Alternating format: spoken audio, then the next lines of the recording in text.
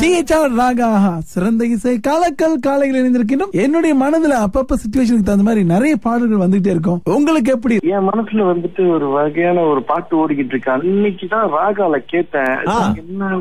என்னமோ பாட்டு தான் அந்த அப்படி லீரிக் கூட எப்படி வரும் எனக்கு எப்படி அது கொஞ்சம் ஹம் பண்ணுங்க. ஹம் பண்ணுங்க, ஜம்ப் பண்ணிடாதீங்க, ஹம் பண்ணுங்க.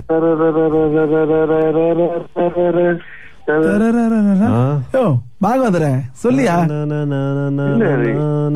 என்னமோ பாட்டு ராகால நீங்க இன்னைக்கு கூட யார் நடிச்சது சார்? நடிச்சது வந்துட்டு சிம்பு தனுஷான்னு எனக்கு சரியா தெரியல. ஆனா தமிழ் பாட்டு தான். தமிழ் பாட்டு தான் தெரியுதியா? என்ன பாட்டு? என்ன ஒரு ஹம் பண்ணுங்க. அல்லது இந்த ராக அதான் இப்ப ராகம் பண்ணுன அம்சவர்த்தினி ராகமா? நல்லா கேட்டீங்க.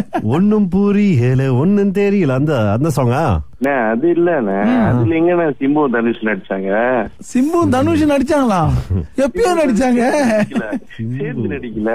அந்த ஓடா போடி அதான் ஓடா போடி அதுவும் இல்ல. அது சிம்பு நல்லா ஆடுவாங்க. சிம்பு தனுஷா எனக்கு ஷூரா தெரியல. ஐயோ அது அப்படிதான் இருக்கும் அந்த பாட்டு.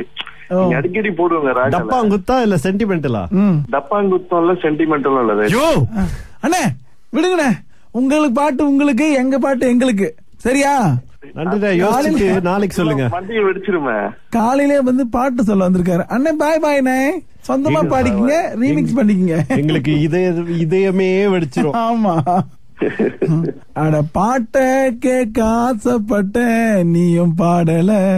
அட டார்ச்சர் பண்ணி தொலைச்சு பிட்ட பாய் பாய் சொல்லுறேன்.